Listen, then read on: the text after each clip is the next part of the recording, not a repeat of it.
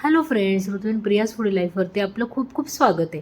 तर आज आपण अगदी स्ट्रीट स्टाईल तवा पुलाव बनवणार आहे. अगदी झटपट आणि सोपी रेसिपी आहे. तर इथे आपण आपल्या आवडीनुसार तांदूळ घ्यायचा आहे. शक्यतो बासमती तांदूळ किंवा बिर्याणी राईस वापर करायचा आहे. आता इथे कुकरमध्ये आपण सुरुवातीला भात शिजून घेणार आहे. अगदी भात खूप ओव्हरकुक करायचं नाही, फक्त 80% शिजला पाहिजे.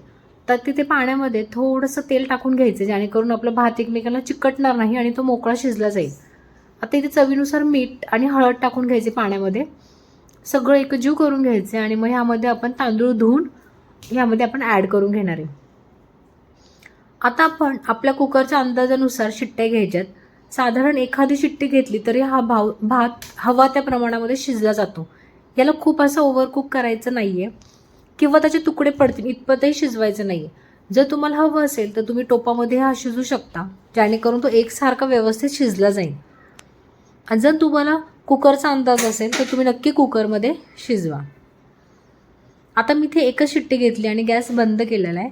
आता जोपर्यंत वाफ निघत नाही तोपर्यंत आपण इथे सगळे व्हेजिटेबल्स कट करून घेणार आहे. आता व्हेजिटेबल्स आपण आपल्या आवडीनुसार ॲड करायचे. तर इथे गाजर अगदी व्यवस्थित बारीक चिरून घ्यायचे साल काढून. त्यामध्ये नंतर कांदा ॲड केलेला आहे, शिमला मिरचीही ॲड केली आहे, थोडासा हिरवा वाटाणा टाकायचा आहे. आता ह्यामध्ये तुम्हाला जर हवं असेल तर तुम्ही मशरूम पण ॲड करू शकता आणि ह्यामध्ये आपण पनीरचे छोटे तुकडेही करून टाकू शकतो. जे अवेलेबल आहे त्याचा वापर आपण आता इथे केलेला आहे.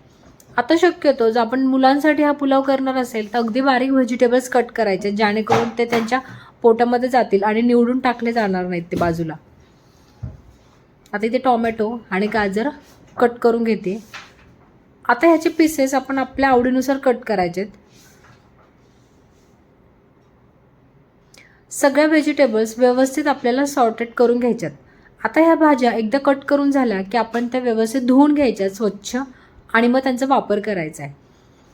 आता हा स्ट्रीट स्टाईल तवा पुलाव आपण अगदी कमीत कमी मसाल्यांमध्ये बनवणार आहे, पण अगदी छान होतो. आणि कोणीही घरी पाहुणे आले तर आपण त्याच पद्धतीने भात बनवतो, त्यापेक्षा थोडा वेगळा आणि थोडीशी ट्विस्टेड त्याची टेस्ट येते. तर इथे मी कोबीही बारीक चिरून घेतलेला आहे. आता एका पॅनमध्ये थोडंसं तेल टाकून घ्यायचं. आपल्याकडे जर खोलगट तवा असेल तर तव्यावरतीही खूप छान परतला जातो. आता तेल गरम होताच थोडंसं बटर पण याच्यामध्ये आपण ॲड करून घ्यायचे.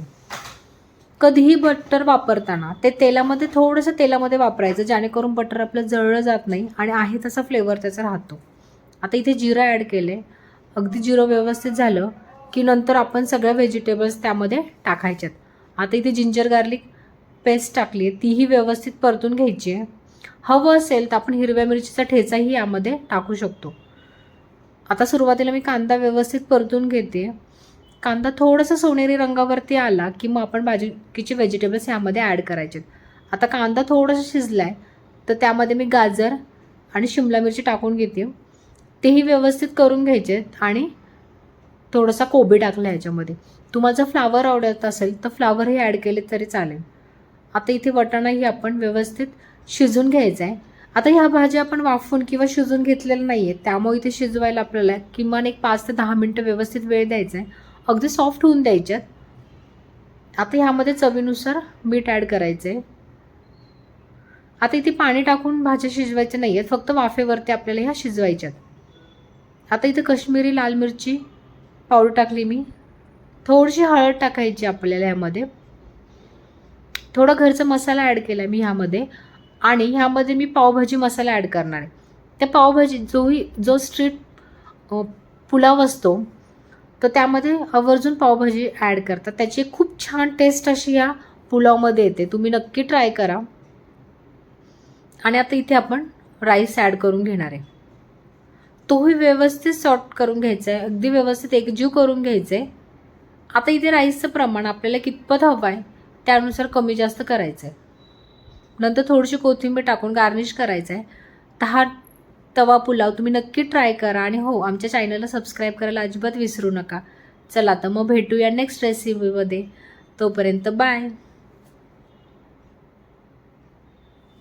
एन्जॉय करा मस्त तवा पुलाव.